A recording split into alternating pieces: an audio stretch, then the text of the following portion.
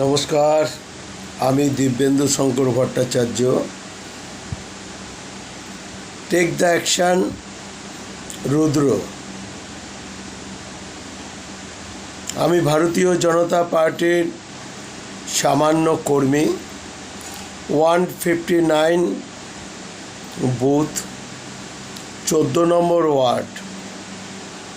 আমি ভারতীয় জনতা পার্টির কাছে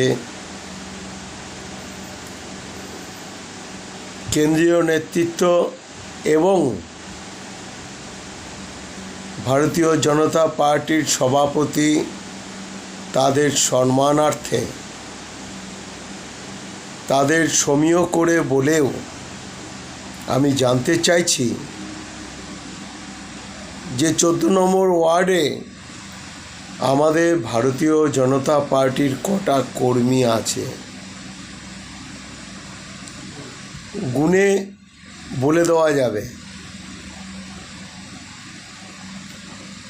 যারা 21-এ, 24-এ বা এই 26-এর পরিবর্তনে ছিল, ইন্টারনাল কিছু ছিল, আর যারা আউটডোর কাজ করতেন, দিনের পর দিন মানুষের কাছে, বহু মানুষের কাছে হ্যাপা পুইয়েছেন। শুধু তাই না, বিভিন্ন রকম মানসিক যন্ত্রণা, দৈহিক যন্ত্রণা এবং সব দিক থেকে যন্ত্রণা সহ্য করেছে। আমার সামান্যতম জিনিসটা বলছি, আমি বাজারে যাই কোনো আলু বা সবজি কিছু নিতে, যেমন মাছ কাটলে কাউয়া এসে উড়ে পড়ে, ঠিক ওই রকমভাবে আমার সামনে কিছু লোক চলে আসতো আর ভারতীয় জনতা পার্টির সম্বন্ধে খিস্তি গালাগালি, অকথ্য ভাষায় গালাগালি এবং সঙ্গে আমার মা বোন ক খ ম ম দিয়ে যে সমস্ত গালাগালি হয় তারা করতেন। রাস্তায় বেরোলে, রাস্তা দিয়ে গেলে চোখে চোখ পড়লে গালাগালি করতো, বা সামনে দিয়ে গেলে বাইক নিয়ে হুশ করে বেরিয়ে চমকে দিয়ে চলে যেত। আশেপাশের লোক দেখে নিত, কেউ যদি না থাকে তাহলে মা বাবা তুলে যা খুশি তাই গালাগালি দিয়ে চলে যেত। এগুলো আমাদের 21-এ সহ্য করতে হয়েছে, 24-এ সহ্য করতে হয়েছে, ইভেন কি 26-এও সহ্য করতে হচ্ছে 12টা অবধি। যেদিন রেজাল্ট বেরোবে সেদিনও অকথ্য ভাষায় রাত্রেবেলা গালাগালি শুনতে হয়েছে। সেই কারণে 14 নম্বর ওয়ার্ডের অর্ধেক মানুষই, আর আমি একটা অন্য পার্টির থেকে এসেছি, ভারতীয় জনতা পার্টি আলাদা করে তো কর্মী জন্ম হয়নি, অন্য কোনো দল থেকেই তারা আসে। সেই কারণে আমি আর একটা পার্টির থেকে এসেছি এবং আমাকে সেই পার্টির সবাই চিনত এবং এলাকাবাসী আমাকে চেনে, যেই কারণে বিভিন্ন এলাকার লোকেরা আমাকে চায় এবং আমাকে ভালোবাসে। তারা কোনো মিটিংয়ে ডাকলে বা কিছু বললে আমি সভাপতির মান্যতা দিয়েই বলছি, সেখানে আমার যাওয়া উচিত হয়নি। আমি তো রায় দিইনি, আর সেখানে আমার 2 পয়সার রোজগারও নেই।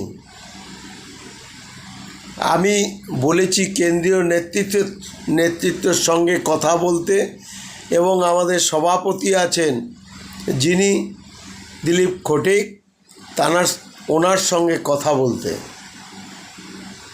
আমার যাওয়াতে যদি অপরাধ হয়ে থাকে, এই কথাটা শুনতে হয়, তাহলে আমার অন্যায় হয়ে গেছে।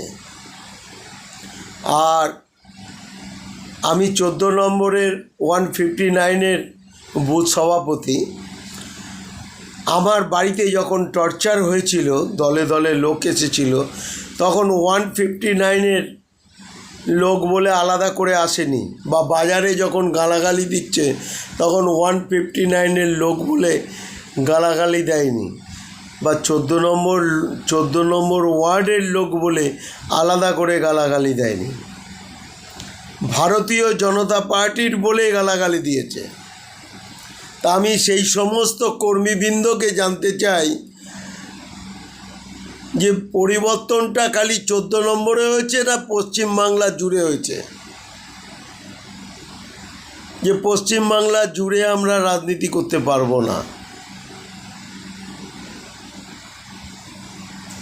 এইটা আমার খুব জানার ইচ্ছা। আর যারা মারতে এসেছিলেন তারা শুধু 14 নম্বর বলে মারতে আসেননি, আর যারা মেরে গেছেন তারা 14 নম্বরের কেউ নয়।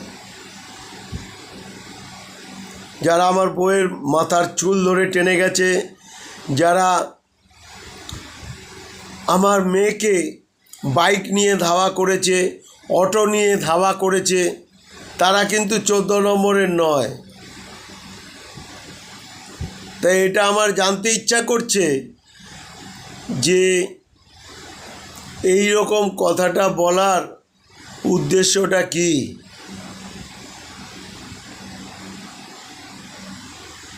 আমরা সারা পশ্চিমবাংলা জুড়ে গাড়ি চালাই, এবং সারা পশ্চিমবাংলা জুড়ে যখন পরিবর্তন হয়েছিল প্রত্যেকটা লোককে সারা পশ্চিমবাংলা জুড়ে কথা বলতাম।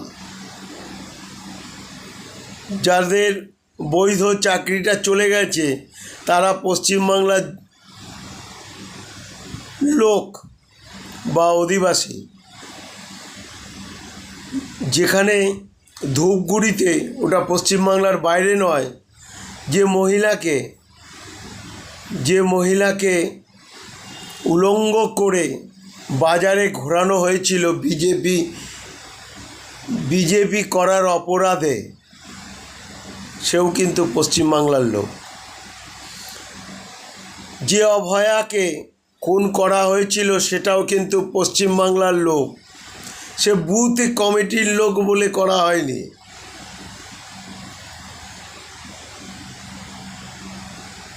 মোথাবাড়ি বা মুর্শিদাবাদে যে কাণ্ড হয়েছিল সেটা পশ্চিমবাংলা ছাড়া না, পশ্চিমবাংলার মধ্যেই। সন্দেশখালিতে যে মায়েদের নিয়ে সারা রাত্রির পিঠে বানানোর নাম করে তাদের ইজ্জত হরণ করেছিল ওই শেখ শাহজাহান, সেটা পশ্চিমবাংলার মধ্যেই হয়েছিল। তা পশ্চিমবাংলার লোকই প্রতিবাদ করেছিল, পশ্চিমবাংলার লোকই মিছিলে গেছিল। এইটা আমাদের পার্টির জানা দরকার, যে বুথ কেন্দ্রীয় করব, তারপরেও বাইরের কাজ করতে হবে। আর সে যদি সেখানকার লোকের ভালোবাসা পায় বা সেখানকার লোকের কাজ করে, তার জন্য আলাদা করে ভারতীয় জনতা পার্টির কাছে আদেশ নিতে হবে, জানলে এ পার্টি না করা ভালো। কোনো মায়ের বা কোনো বোনের যদি বাসে ট্রামে কোথাও অসুবিধা হয়, আমি বুথ সভাপতি, আমি বুথটুকুই দেখব, ওইখানে প্রতিবাদ করতে পারবো না, তাহলে না করাই ভালো, তাহলে না যাওয়াই ভালো। এটাই আমার দলের কাছে অনুরোধ রইল। আপনারাও এটা বিবেচনা করবেন যে আপনারা সভাপতি হয়েছেন বা কেন্দ্রীয় নেতৃত্ব হয়েছেন, এটা দেখবেন। আর আরেকটা কথা বলছি, যে স্বরাষ্ট্রমন্ত্রীকে গালাগালি করেছিল, আমরা তার প্রতিবাদ করেছিলাম। আর আজকে যারা আমাদের মেরে গেছিল তাদের স্বরাষ্ট্রমন্ত্রী বলেছিল উল্টা করকে ঝুলা কে মারুঙ্গা। এটা কি ভারতীয় জনতা পার্টির কাছে যারা কর্মী আছে তাদেরকে উৎসাহিত করা? আর আজকে আমাদের শ্রমিক ভট্টাচার্য যিনি বলছেন যে আইনের আওতায় নিয়ে এসে তাদের ব্যবস্থা করা হবে। কবে হবে? ইলেকশনের আগেও তাদের নাম দেওয়া হয়েছিল। কোনো আইনি আওতায় কিছু 3 দিনের মধ্যে ওরা ঘরে এসেছে। আর আমরা 21-এ আর 24-এ 6 মাসের উপরে বাইরে ছিলাম। অনেক আইনি আওতা দেখা গেছে। আপনারা তো রীতিমতন সিকিউরিটি নিয়ে বার্নার মলম এসি ঘরে থেকে এই রাজনীতিটা করেন। আমরা তো রাজনীতি করি সারা পশ্চিমবাংলাতে ঘুরে ঘুরে, এবং সবাইকে বলতে গিয়েও গালাগালি খেতে হয়েছে যারা এই রাজনীতিটা ভালোবাসেন না বা করেন না। বহু লোকের কাছে তাড়ানিও খেতে হয়েছে। তখন কিন্তু ভাবিনি যে সারা পশ্চিমবাংলা জুড়ে পরিবর্তনের হাওয়া বওয়াতে হবে, তার জন্য মানুষকে ঘুরে ঘুরে বলতে হবে এই 159-এই করতে হবে আর বাদবাকিটা করা যাবে না, সেটা আমার জানা ছিল না। এই জন্য আমি ভারতীয় জনতা পার্টির কাছে ক্ষমা প্রার্থী। আপনারা আমাকে ক্ষমা করবেন, যদি আমি কোনো ভুল করে থাকি ক্ষমা করবেন। এই বলে বন্দে মাতারম, ভারত মাতা কি জয় বলে আমি আমার বক্তব্য শেষ করব। আশা করি আপনাদের এই বক্তব্য সুরুচিত বক্তব্য বলেই মনে হবে, আপনারা চিন্তা করবেন। নমস্কার।